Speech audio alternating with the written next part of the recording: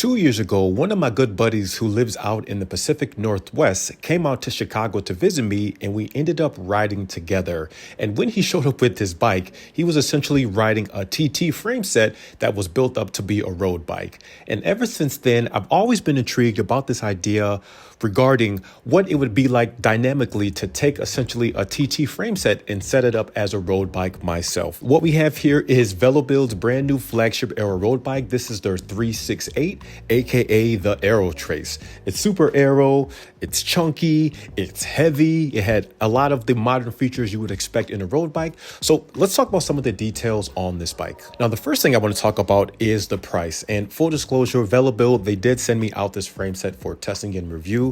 One of the things that I really appreciate about what VeloBuild is doing is rather than focusing their time and attention on developing or manufacturing clones or homage frame sets, this one in particular, they decided to kind of go with their own style. As we know, Aero type of frame sets seem to be making a renaissance. So it's nice that VeloBuild is hopping on the bandwagon. Now, at the time of this video, the retail price in this is around $529 USD. I do believe that does include a handlebar or at least a stem, and that's before shipping or any sort of tariffs. I myself, I paid about $70 in tariffs, so just keep that in mind. So the size that I went with, now if you look on the website, it's going to show that this is like a size 52 or like a 520, but essentially this is a size medium. Now moving over to the front, because this is kind of important in relation to the overall geometry, is if you account for the 20 millimeters in reduced stack, meaning you'd have to build that back up with spacers, this essentially is more like a size 56, which is bang on comparable to some of the Western frame sets that I featured on this channel in the past. Now, as far as the color goes, as you guys can see, it's really like this nice glossy speckled black. It's pretty subdued in the shade, and then once the sunlight hits it, you can really see the shimmer and speckles within the paint. Some of the other features that you can see on this frame set, guys, is it has the very popular T47 threaded bottom bracket, which is a nice feature. And I believe this is the 86.5 width version. And then out back, we also have a UDH derailleur, which is nice. So you can probably imagine of how I'm going to set up this drivetrain once everything is built up. Definitely going one by with this frame set. Huge shout out to one of my favorite comedians of all time growing up, Red Fox. You big dummy. Now, before we get everything weighed out, I already know what this frame set weighs as a whole, and there's no way around it, guys. This VeloBuild 368 is on the heavier side. It's actually quite heavy. But with that being said, my Velo Aero as a complete bike, meaning pedals, power meter, computer mount, etc., even Aero wheels, that complete bike comes in at exactly 7 kilograms. So despite the fact that this frame set is going to be significantly heavier than that Velo Aero, I am still anticipating to get this bike build down to under 8 kilograms all in. And that's going to include Aero wheels as well as going 1x SRAM. So this should still be under 8 kilograms all in for a size medium frame set. All right, so we have here for the frame, we have 1,429 grams. And I still need to remove the front derailleur hanger. Next up is the uncut fork. Uncut fork, we have 489 grams. Then we have this super chunky Aero seat post. Aero seat post, can you guys see that? We have 338 grams. So by my calculations, as a complete frame set, this 369 is about 250 to 300 grams heavier for just the seat post as well as the uncut fork. But despite those extra weight, including the frame set as well, again, guys, I am anticipating to get this frame set complete bike under 8 kilograms all in. So let's continue. Now, moving over to the seat post, this is a pretty controversial design.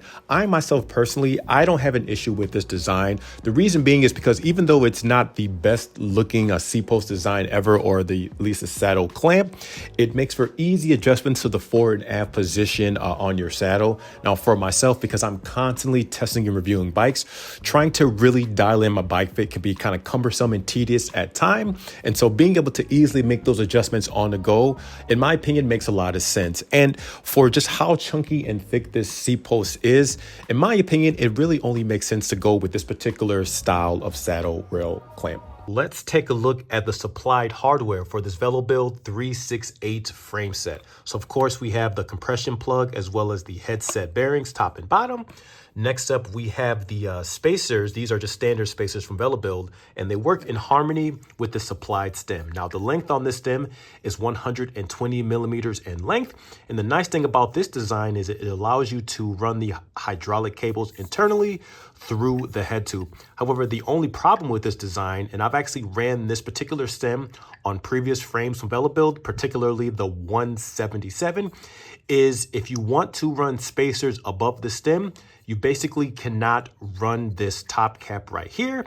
And it also is prone to have a little bit of slippage where you can't actually get full compression on the headset stack.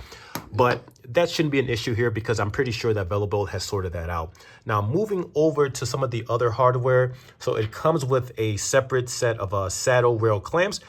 I haven't really seen this before outside of Trek, but it says that this particular clamp is designed for 7x10 carbon rails as opposed to 7x9. I'm sure that 7x9 should work, but it's an interesting decision, like I said, because I haven't seen that before. Of course, you have your seat rail clamp, which is nice. You also have this this seat post cover, which is nice to keep water from getting inside the frame. We have this nice C-clip, this metal C-clip. This is also nice here too. VeloBuild provided this little micro shim. So just in case you do have a little bit of headset play, which is something that has happened while using this particular stem, VeloBuild has you covered so that you can get the full compression on the stack. You have the derailleur hanger, of course, UDH. We have some other grommets as well. And then the other thing I want to point your attention to, guys, is this 3D printed top cover. So VeloBuild provides two. My assumption here is that this one right here that you see works with the standard spacers and stem. And then this is something that I specifically asked for VeloBuild is because I wanted to be able to run the FSA ACR headset system. Reason being is because the ACR system from Full Speed Ahead, FSA, it's a very common headset system that works with a variety of different spacers as well as cockpits, stems, etc. So they provided this 3D printed model of it that works in harmony with the FSA system. It's a really nice touch, and I do wish that more brands consider this without having to pay, say, $50 for this one single 3D printed piece. And this is what it looks like together. So that 3D printed top cap cover that I was talking about goes on the top of the head tube as such. And then the standard spacers from VeloBuild slots into the opening of that 3D printed cover. Now, I've already reviewed the geometry chart on this particular frame and sizing.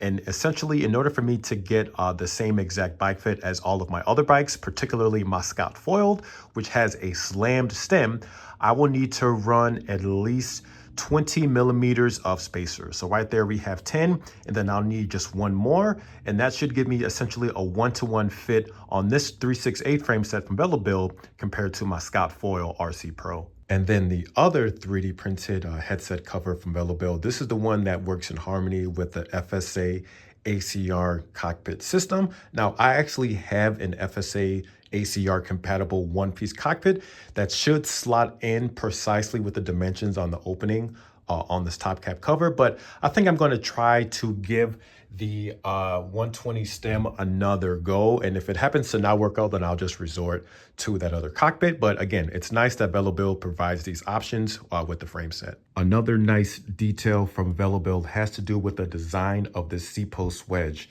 Typically on these budget, more affordable frame sets from the Far East, these edges on the seat post wedge tend to be really sharp, which could potentially lead to either scratching or scoring up your carbon seat post. But on here, it looks like VeloBuild made some efforts to round off or at least chamfer the edges on the seat post wedge. So a really nice job, VeloBuild, on that front. And a quick pro tip for you guys is when it comes to my seat post wedges, I tend to add a little bit of all-purpose grease to 3 sides of this wedge. Of course, not the side that interfaces and touches the seat post, but all the other edges. What this does is this prevents creaking when you get everything torqued down. And the final thing I want to discuss on this topic has to do with one of the reasons why this frame set was delayed from VeloBuild. Now, when I originally spoke to VeloBuild, I was supposed to get my hands on this frame set back in August. So at the very least, it's at least a couple of months delayed. This is pretty typical, especially for brands in the Far East, so it's not a huge deal. But one of the things that they had to do that they realized before shipping out these frames was they needed to develop this 3D printed battery holder for the Shimano Di2 battery. They determined last minute that despite the fact that this seat post is extremely aero, it actually is not that wide. And so the Shimano Di2 battery does not actually fit inside of the seat post. So VeloBuild went ahead and developed this 3D printed mold that you see here. Essentially, this is similar, almost similar design to that of the Tarmac SL8, where essentially the battery hangs at the bottom of the seat post and into the frame. So basically you unscrew this bolt here, then you pop in and seat that Shimano Di2 battery, and then as you are torquing up that bolt, it'll come together to essentially squeeze that Di2 battery to keep it nice in place. So again, guys, this is just one of the things that I appreciate that VeloBuild is doing. It's a really nice touch, and it shows that they have been listening to customers. Now, overall with the design, guys, clearly this is a super duper aero frame set. Basically, in my opinion, it's essentially a TT or a track bike that's been more or less designed for the road. So you have the recessed head tube, and it's nice that VeloBuild has also provided a set of 3D printed top cap covers so that you can build up that stack in order to get your bike fit basically one-to-one to some of the more modern or traditionally styled road bikes on the market today. Moving over to fit and finish, I don't really have anything to complain about as far as the facing on the bottom bracket area as well as the caliper mounts. They look okay in my opinion. There's like a little bit of overspray, but I don't think it's going to be an issue. But of course, only time will tell once we get everything built up and installed. And then finally, my plans for this build. So we are definitely going with SRAM, and we're definitely going one by, and we're definitely going with super deep wheels. Now, I just kind of have it mocked up right now. These are from XM Carbon Speed. These are 65 millimeter wheels, both front and rear. So they seem to match very perfectly with the overall aesthetics and shapes of this bike. But going with the one by setup as well as going with super aero wheels really makes a lot of sense because this is just going to be the all-out aero bike. Do I expect it to handle well in the crosswinds? Probably not. Do I expect this to be the best climber of frames I've ever featured? Probably not. But in terms of straight flat performance and all-out speed, I'm hoping that this can at least be better than some of the other budget aero frames that I have tested on this channel in the years past. But at the very least, I just hope that it's at least compliant.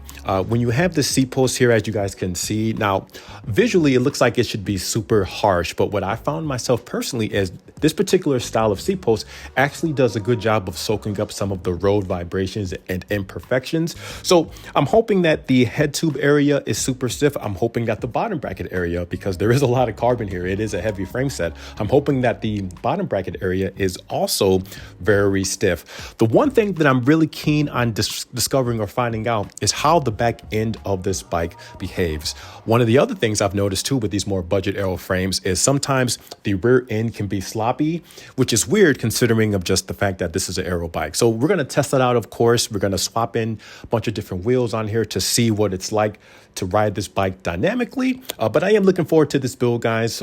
We don't have a lot of weeks left of weather to be outdoors, but we're going to get it done. So once again, huge shout out to VeloBuild for sending me out this frame set. Questions, comments, and concerns, please feel free to leave them down below, and I will check you guys on the next one. Thank you so much for watching. Peace.